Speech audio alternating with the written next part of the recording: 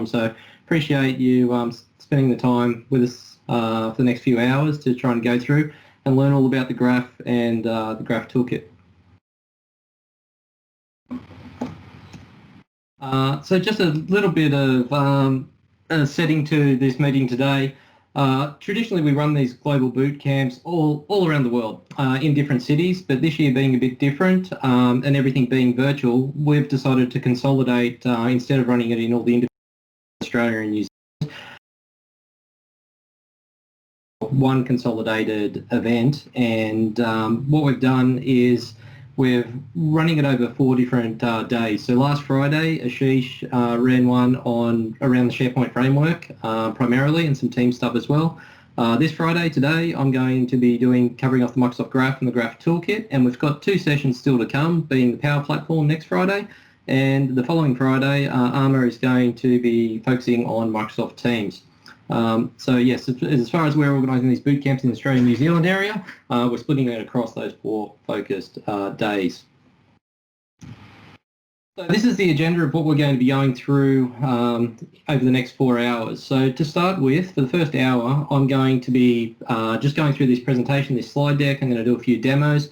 What I really want to do is get everyone up to the same base level of knowledge. You're probably all coming from having different levels of knowledge, all from just having heard of the graph, having wanted to play with the graph. Some of you might already be using it to build projects for customers or internally. So I just want to get everyone up to at least a similar level of base knowledge and hopefully fill in a few gaps if you've got them.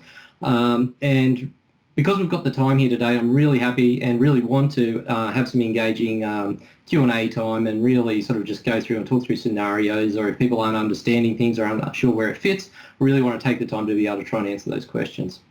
After that presentation, so I expect that to go for around an hour. And then in the 3 hours after that, it's really the step-by-step labs that we've got laid out and we'll point you towards. It's really working through those on your own, on your development machines. But if you've got questions or you're not sure or you get stuck, then we're here to sort of help go through that. So Ashish and myself will be jumping in and helping out where we can. Okay, so let's start with what the Microsoft Graph is, because I find people struggle when they first read about the graph as to what actually is the graph. And we use the graph in many different things. Already, I think, in the first 5 minutes of this session, we've talked about Microsoft Graph, Microsoft Graph API, Microsoft Graph Toolkit.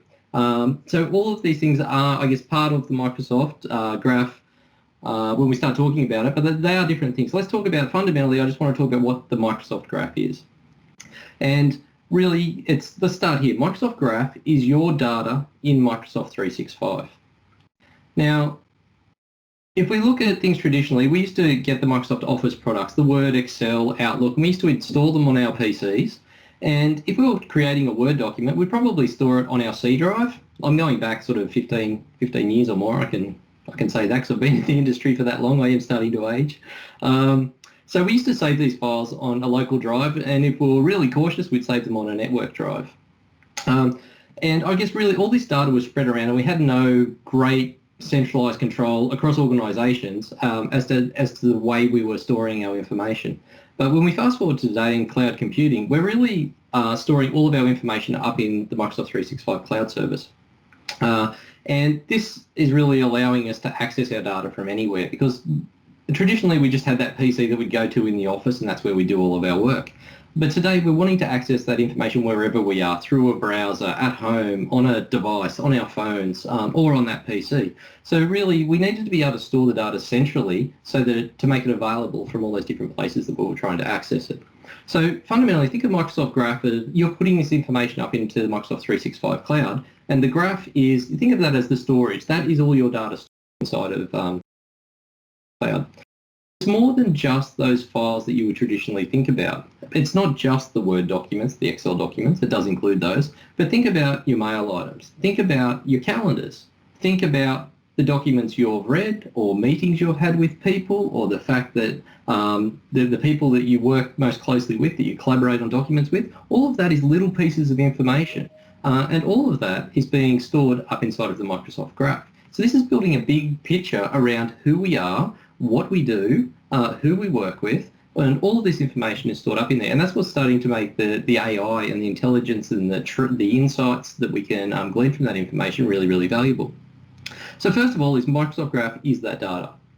But the other thing that's really important from a developer's point of view is it's also got a unified API over the top of it, and that's what we call, so the graph is the data. Well, this is how I see it. The graph is the data, and the graph API is how we can query against that data. How we can get access to read that information out, and how we can also update that information. So from the developer's point of view, that's the part that we're really interested in.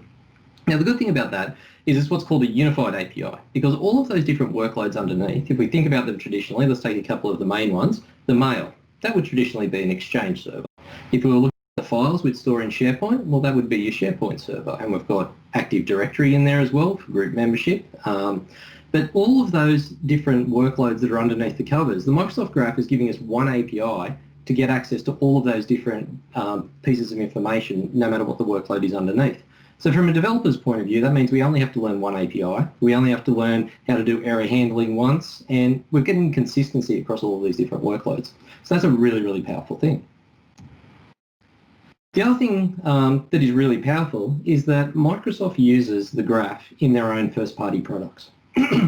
Now, this is a powerful statement to me for two reasons. First of all is we know it's reliable, it's scalable, and it's ready for you to use in production. If it wasn't, then Microsoft's own products would be having issues on a daily basis.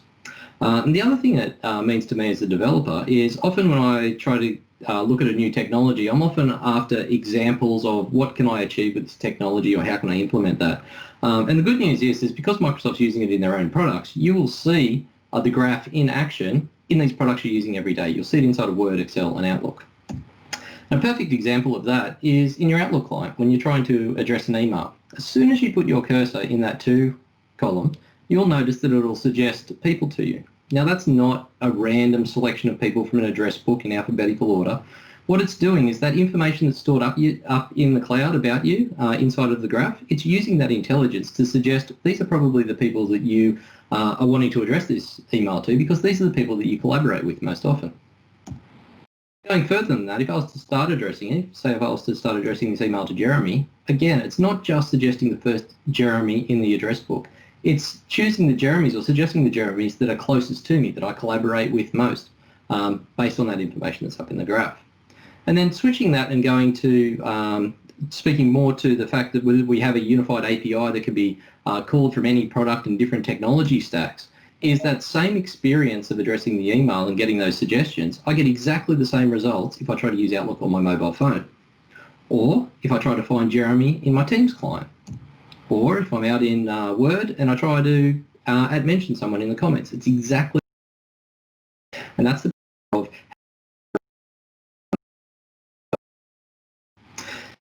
the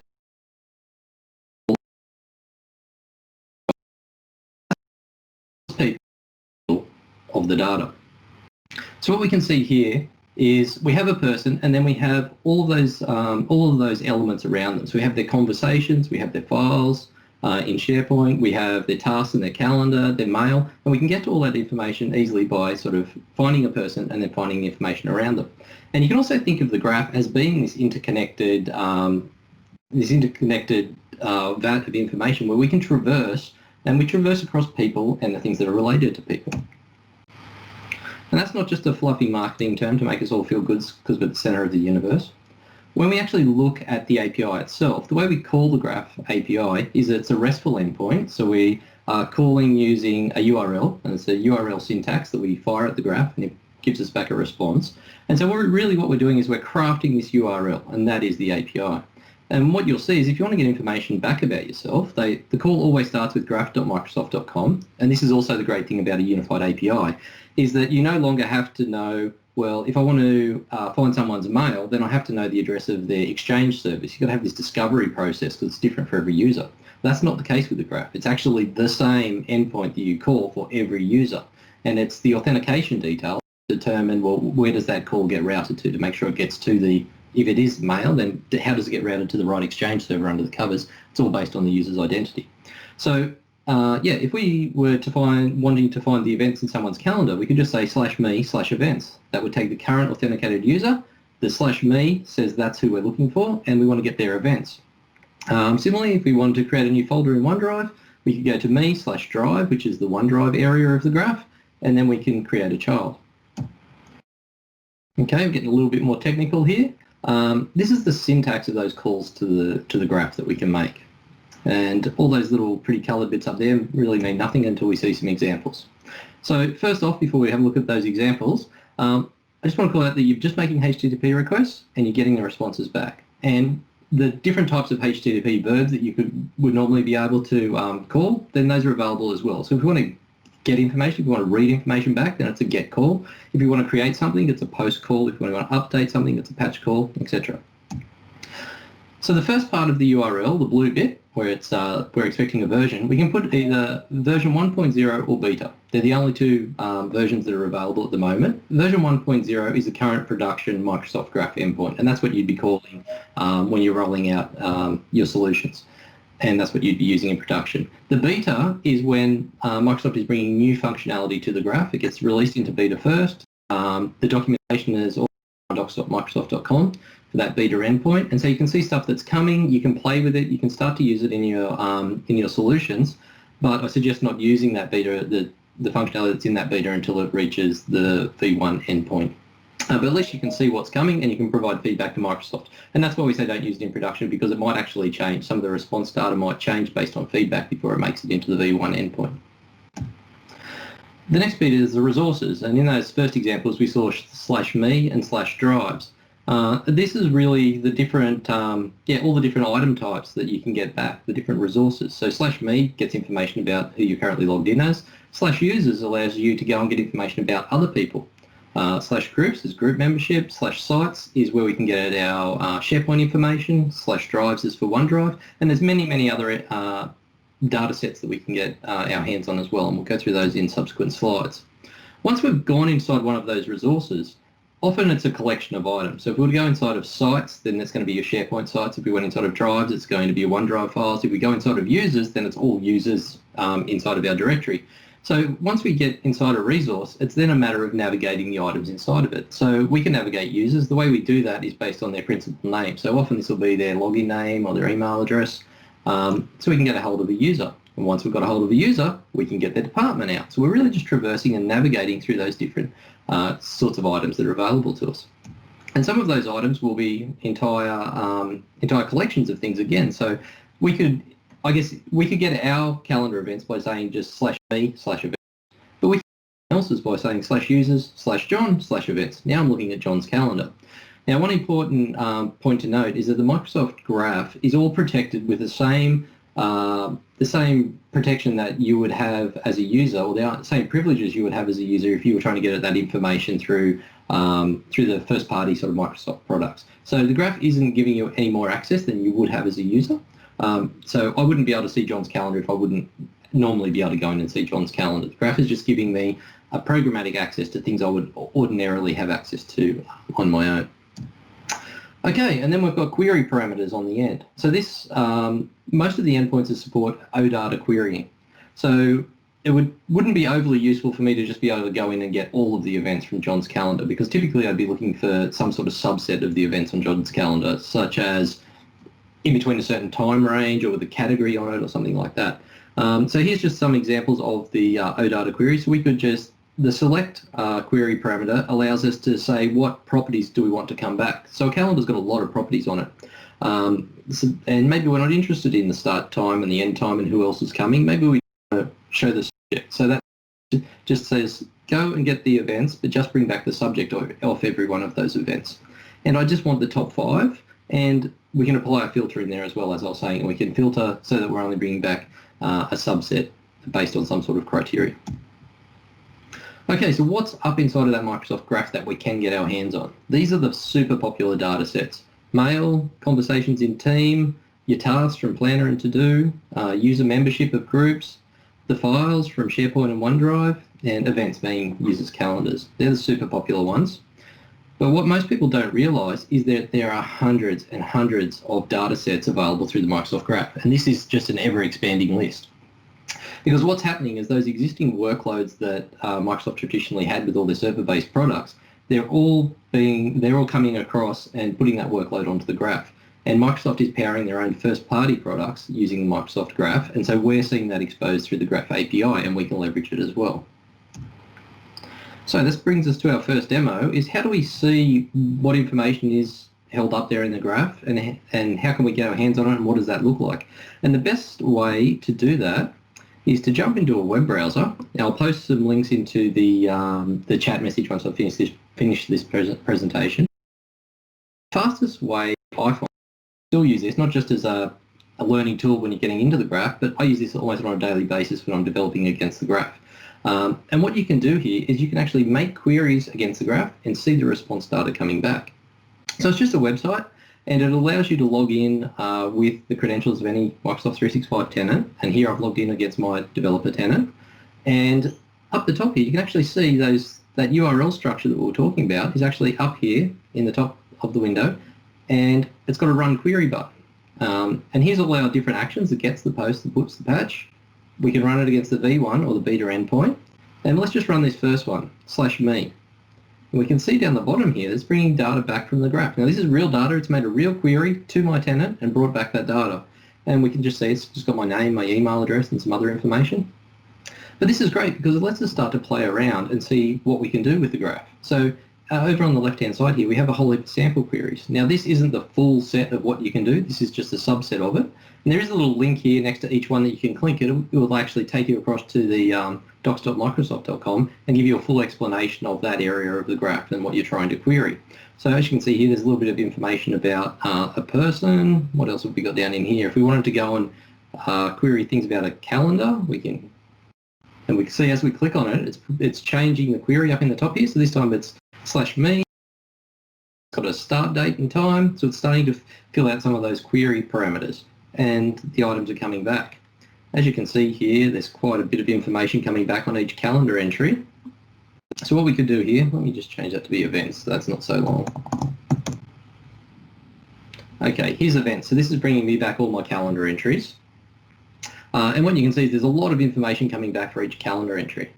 And that's where we can refine this with those properties. So if I just did that select query, select subject, and execute it again, now you can see it's a lot easier for us to read, and we're just getting the ID back for each calendar entry, and we're getting the subject coming back as well. This is an OData that has the standard paging, so it's got a next link if we want to go and get the next page of values and the next page of values. So this is a great tool just to go and poke through, and as you can see by the sample queries on the left-hand side here, you can start to see some of those different workloads. We're seeing Microsoft To Do, we're seeing Microsoft Teams, we're seeing Mail, some people and groups information coming through. So really, really powerful tool. And one other thing you can do is, I have logged in here, but you don't need to log into the Graph Explorer website. If you don't, you can actually execute queries just against an example tenant, a default tenant if you like. You can't update the information in it, but you can read the information from it. So that's really, really powerful in that you don't even need a developer tenant to start poking around. And that Microsoft example tenant is full of information. So it's got mail, it's got SharePoint documents, it's got calendar, so you can start to see the information that's coming back. One other important thing to note on this website is that if you are logged in as a tenant, you can actually modify data. So the puts, the patches, they will work. So just be careful that if you're executing, you really shouldn't be, but if you're executing this against your production tenant, you could be modifying information as well. Okay, and that brings us to just discussing the first lab that we're going to go through. So this will be the first exercise that you do once I finally get to the end of this presentation. But I just wanted to talk quickly about what you're going to be building then. So these are the instructions that you'll be following through. So what you're going to be is you're going to be, first of all, you're going to be going in and creating some calendar entries, because what we're going to do is we're going to build a single HTML page application. So it's just plain JavaScript. I wanted to keep as much different technology out of these samples as we could, because what I really want you to focus in on is understanding the graph. So I'm not using React, I'm not using Angular, I'm not using TypeScript, I'm just using standard JavaScript in these examples, and trying to keep things as simple as we can so that you just understand the mechanics of the graph in this bootcamp. So the first thing we're going to do is we're going to go into your dev tenant and into your calendar and make sure you've got some calendar entries. And then this tutorial is actually one of the Microsoft tutorials, one of the new ones that's following the new format that's available up in docs.microsoft.com. And so it's just building a JavaScript single-page application. It's going to look at the calendar and it's going to bring calendar entries back and it's going to display them on the screen. So if we walk through the sort of the index of this tutorial, so it's going to take us through just creating the HTML page and putting some basic JavaScript code in there. It then goes through this registration process, which is a requirement. It's how the security works. When you want to access a user's data through the graph, you have to get their permission to do that. Now, I want to go through that in detail, but what I want you to do first is I'm going to, after we finish the presentation, you guys will start on this exercise. I'm going to leave you like 20 or 30 minutes in. By that stage, I assume most people will have gone through or be stuck on this topic of authentication. It's where I see developers have the most trouble. Once they actually get through this authentication step, how do I authenticate a user, how do I get these access tokens, I find that calling the graph, they find that simple in comparison to getting through this authentication step. So I really want to, I'll let you guys go through it because I think it'll mean a lot more to you if you've tried to do it yourself. You've seen some of these screens. Even if you've the steps and it works, you may have some questions about, well, how does that work? Why does that work? And I want to take the time to actually be able to answer all those questions for you. So once you get the security side of it set up, the next bit is is showing the user's calendar. So I'll just show you what the output of that is. This is what you're going to be building. Down the bottom here, you're going to be building this HTML page. It's going to be connecting via the graph to the user's calendar. It's going to be bringing through these calendar entries. And then the last step is to allow the user to create a new calendar entry directly through your web page. Okay, so in doing that, you're going to be using an SDK. So you're going to be making calls to the graph and you're going to be using SDK. Which brings me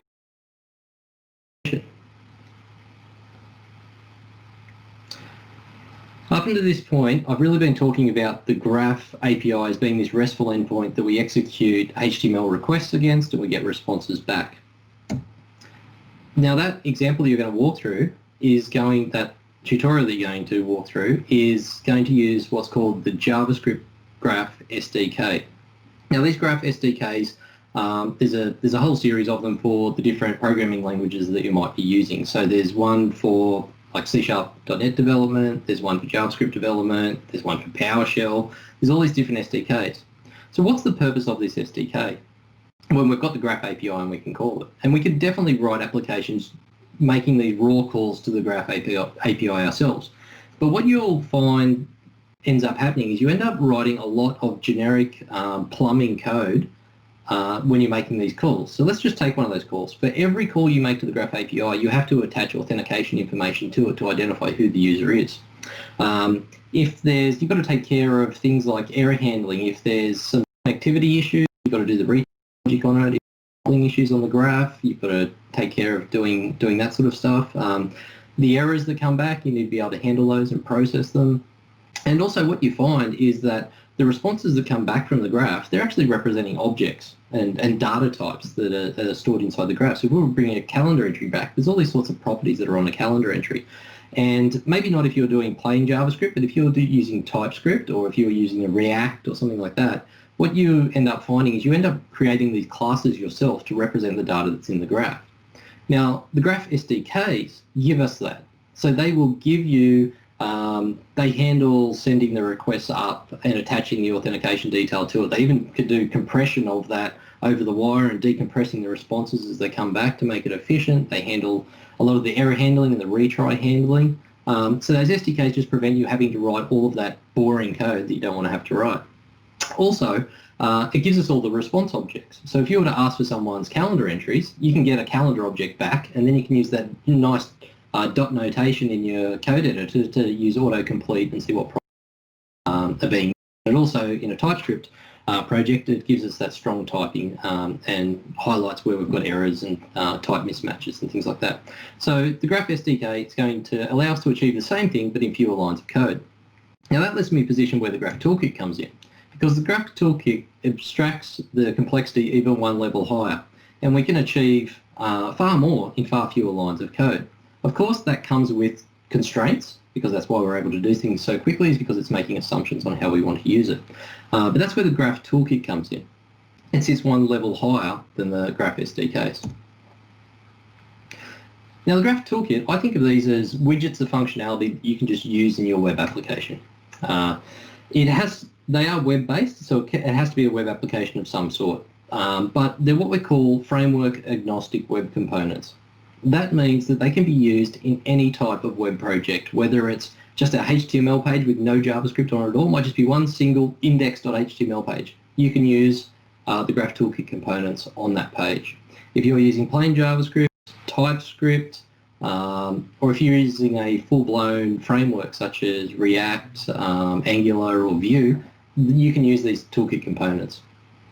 And they give you whole widgets of functionality. So that people picker experience that we saw when we were addressing an email, you can get that experience in your own web application very, very quickly and easily using these Graph Toolkit components. So what components are in the toolkit? Well, at the moment, these are the list of them. There are a few additional ones, and this is being built out all the time, looking to add new components to the toolkit that developers find useful. But the big ones are logging components, the ability for a user to log in, log back out again, see who they're currently logged in as. There's three different components around displaying a person. So whether it's just sort of you want to display the image, the person's profile image, there's a person card which allows you to perform actions off it, such as compose an email, start a Teams chat message or a Teams meeting with that person. There's the people picker that we're already sort of talked about. There's also a Teams channel picker where you can select the teams that a user is a member of and then channels within that team. Agenda will show us the calendar for a user, and task shows us the planner to do tasks for a user. But the important thing to note is that these components are bound to a data set within the Microsoft Graph, and they provide the UI rendering. So it's following the design guidelines, it's consistent with Microsoft's own products, and so you're getting these beautiful interactive components sitting over the top of the graph data with very, very little development effort. Now let's go to another demo and have a look at some of these Graph Toolkit components in action. So very similar to the Graph Explorer website is another website called the Microsoft Graph Toolkit Playground. And inside of here, we can actually see the components that make up the Graph Toolkit. Here they are down the left-hand side. Let me make this a bit bigger.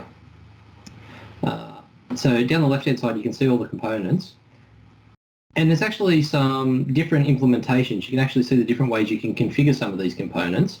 And it says, think of these as example implementations of that agenda component. Now, it's actually rendering these components in real time on this canvas in front of us. So we're looking at the agenda component, and this example is a simple one. You actually see over here on the right-hand side, it's this HTML tab. This is actually the source code, and it's being rendered on this left-hand side over here. So that's all you have to do inside of your HTML page is just add that tag. We have to load in the Graph Toolkit ourselves, which is just a reference at the top of our file. But after we do that, we can just use this element, this MGT-agenda element inside of our HTML page. Now this is what web components are. You can think of them as extending the standard HTML elements you get. You know, we get like div tags and span tags, those standard tags that your web browsers know about.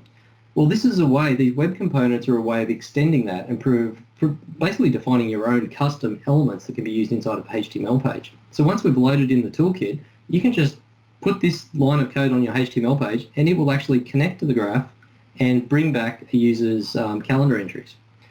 And then these components allow us to specify other properties on them as well. So as you can see in this one, we're specifying that we want 3 days worth of events starting on the 7th of May 2019, and we want to group them by day. And just to prove that this is actually in real time, if I took out that group by day, notice on the left-hand side here it says Tuesday the 7th of May. If I just take that out, refresh itself, it will disappear.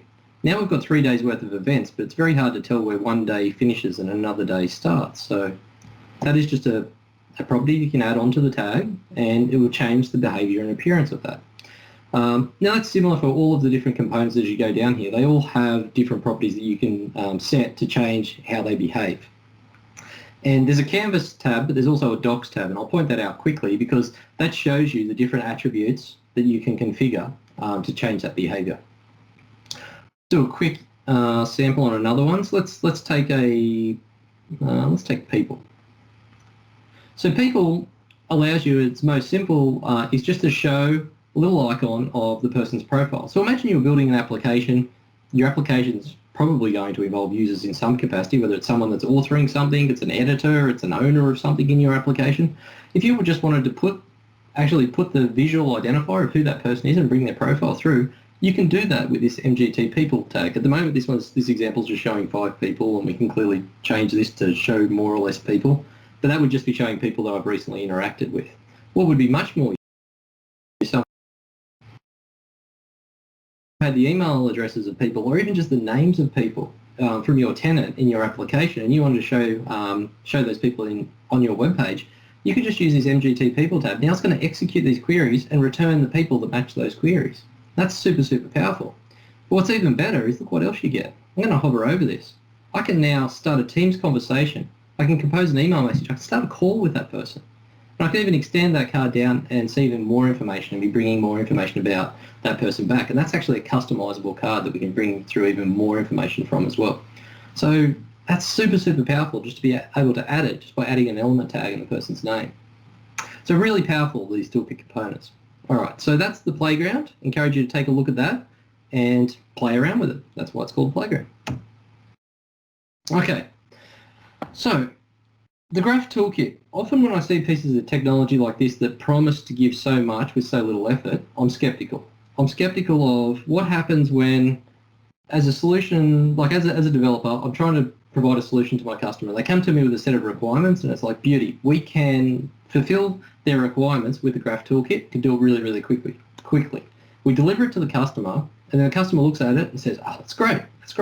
But actually, see how that's red on that component? Well, that doesn't fit our color schemes. We need that to be pink, and we need that text over there to be yellow. And this font, that doesn't match our corporate standards. Can we change that font to be something else? And all of a sudden, you may be faced with a situation where the Graph Toolkit gave me a lot very, very quickly, but now that the requirements are changing and I need to deliver more on top of that, am I faced with having to throw away this project and move back to something like the Graph SDK and do the UI myself and build up the functionality myself so I've got control over it? Now, there's certain things built into the Graph Toolkit, I'm happy to say, that mean that's not usually the case. So right from the outset, these Toolkit components have been designed so that they're expecting you to want to bring your own custom styling to it. So all of the fonts, the coloring, all that stuff can be changed. Also, they support what's called custom templates. Now, if you think about that element tag that we just pumped in that was called agenda on the HTML page. Now, the web browser doesn't know what an agenda item should look like. Like your Edge or Chrome is not going to ship with a functionality that knows how to render one of those.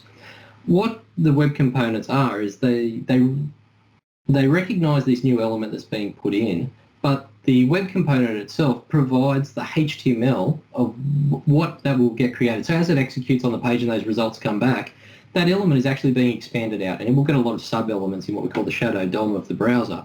And so it will actually have elements, HTML elements, that the browsers can render. So it will have spans, it will have divs, it will have paragraphs and things, and they get injected after it's shown on the page when the data comes back. Now, every one of those components has a default template. So when those calendar entries come back, each one of those calendar entries, it probably does get a div, and it would bind some of the data that's coming back, such as the subject of the calendar event. It would be getting bound and inserted into the web page using standard web elements that you would be used to.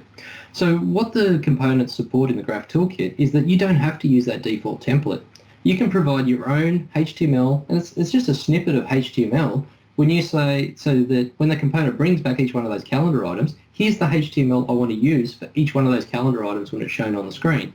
And you actually get to put your placeholders in of when the data comes back, where you want to bind it to inside of that little HTML template. So that's really, really powerful, and that can allow you to reposition things on the screen or pull new properties through that maybe weren't being shown by the default template.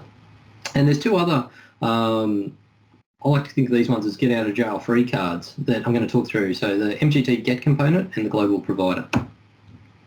So first of all, the MGT get component. Now this component is vastly different to any of the other components in the Graph Toolkit for two reasons.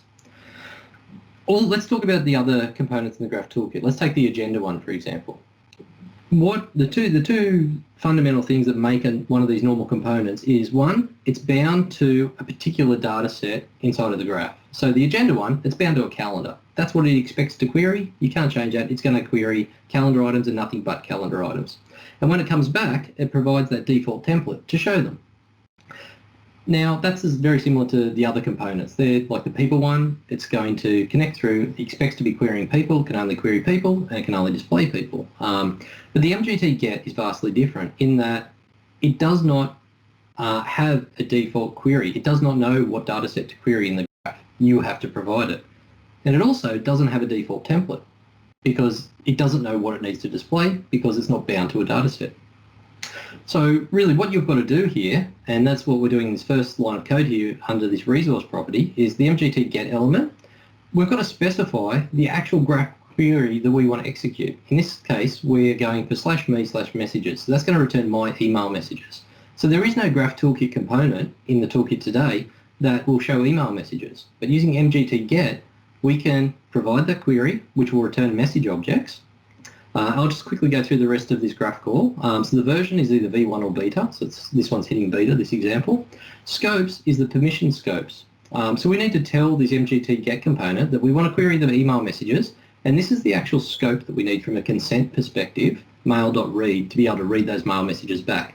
Now, the Graph Toolkit will actually take care of this consent for us, so that if we go to make this call and the user has not given our application consent to read the mail items, it will actually pop up a consent dialog and say, hey, is it okay if this app goes and reads your email messages? Yes, and it'll go and get them. You click no, we'll end up with an error. And there's also the maximum pages here as well. So that takes care of telling MGT get what data we want to go and fetch from the graph. Also super powerful because we can now fetch any data that's inside the Microsoft Graph. A toolkit component doesn't need to exist for it. Now, when the data comes back, what do we want to do with it? And this is where we have to provide an HTML template of our own because there is no default template because MGT get didn't know what we were going to go and fetch. So these templates that come back, there's actually three templates. The first one is the template we want to use for the data that comes back, if it comes back.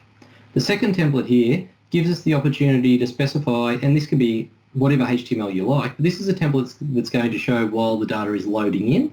And the third template is what we want to show if we've had an error fetching that information, which we would have got if the user did not consent to the mail.read permission. We would have ended up showing this template on the screen. And you can reference the actual error message that the graph gave us so we can give the user something useful. So let's ignore those bottom two, the loading and the error, and focus on actually what happens when the data comes back. So this template will be stamped out on the screen for each result that comes in. So here we're querying messages. So each email message will get stamped out using this template. So you can see here we're creating a div, and we're just giving it a class of emails so that we can style it. And within that div, for each of the emails, we're just putting a h3 tag in there. And then this double handlebars syntax here, this double braces, sorry, is letting us bind to data that comes back in on the message object. So that's just going to substitute in for every message. That's going to put the subject email message inside of that div. And that's all we have to do. MGT get will take care of the rest of it.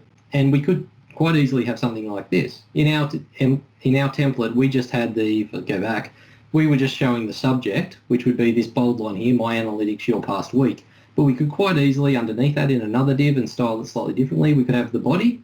I think this is called the body preview. And up in here, we could have who it's been sent from. So very, very quickly, you can go and fetch information from the graph through the Graph Toolkit, where Graph Toolkit components don't exist for it yet. And your other get out of jail free card is what we call providers.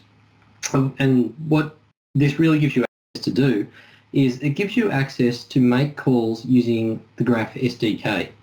But the important thing to note here is that the Graph SDK, well, I guess let's talk about why would you want to use the Graph SDK. The toolkit components at the moment, the ones that are interactive and they are like the agenda, where it's bound to a certain data set, it does have some sort of update capabilities as well, like the task component. You can create new tasks with that task component.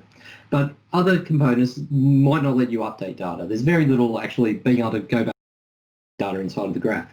Usually it's just reading it in and displaying it. If you want to go and update something back inside of the graph, then you're probably going to need to use a Graph SDK client or do a raw call yourself to make the call back to the graph to update data. And chances are you're probably going to need to do that sort of thing inside of your application. But rather than having to go and say, okay, I can get so far with the graph and now I need to update data. So now I've got to go and figure out how to create a Graph SDK client. I've got to figure out the authentication of that, and I've got to plumb all that in before I can make a call to it. What is actually happening under the covers with the Microsoft Graph Toolkit is that it has created a Graph SDK client for you. It is actually using one. So it's sitting on top of a Graph SDK, and it is using the Graph SDK client to go and make all of its calls. So what you can do is you can actually get a handle on that Graph client, and authentication is for you. It's already set up. This thing's already warm, hot, running, ready for you to make calls against. And that's what this code snippet is here. In this particular case, it's not plain JavaScript. This is TypeScript. It's just showing you how to import the provider's object. And once you've imported the provider's object, we can just say provider.graph.client. That gives us a handle on the Graph SDK client that the toolkit is using. So as soon as we've done that, this await graph client.api, me, that me there is making a graph call. And we're just getting so that's the equivalent of doing a /me and getting the user's details back. But we could be using a post there, and we could be updating information as well. So it's super powerful that we can use the graph, and if we get stuck, we can just drop back to the Graph SDK client that it's using underneath. All right, so why use the Graph Toolkit? Well, it's going to cut our development time enormously.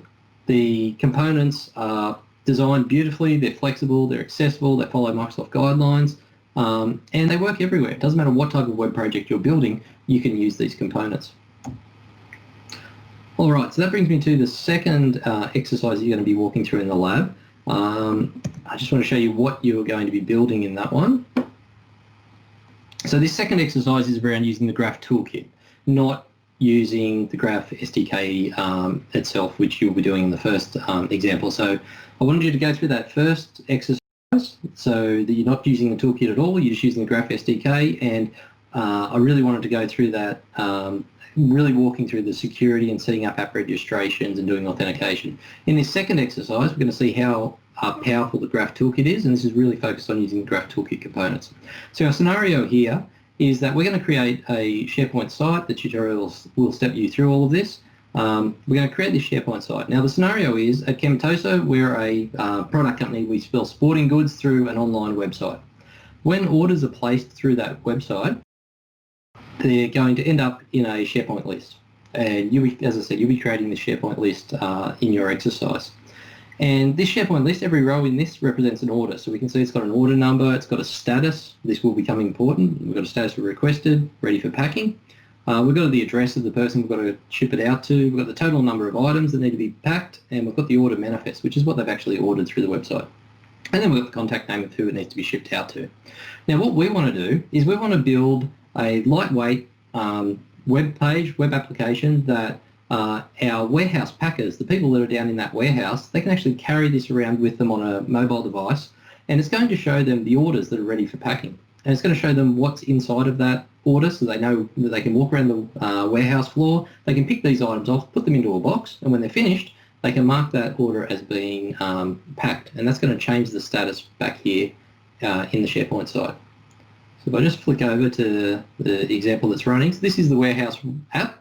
It's running, this is what you're going to build. And these two orders, so you see we've got Chem002 and Chem003. If I come back onto this website, Chem002 and Chem003, they're the ones that are ready for packing. You'll notice we don't have this one. This one's just requested. It's not ready for packing yet. But if I was to change this and say that this one is now, where's the status? If we say this is now ready for packing, and we switch back to our web application, you'll notice that it's just appeared. And we didn't refresh the browser or anything. We've detected that some change has been made to that SharePoint list. The new order's coming through. Someone can see that it needs packing. We can go around the warehouse floor. We can find the glow sticks, find the mesh glasses, find the whistle, throw them in the box. Got 12 items in the box. We have. Fantastic. We're going to mark that as packed. It'll disappear from our application. If we return to SharePoint, we will find that if SharePoint decides to update itself, there it goes. Chem003 is now packed, and we've been able to update that. So you're going to build that application using the Microsoft Graph Toolkit.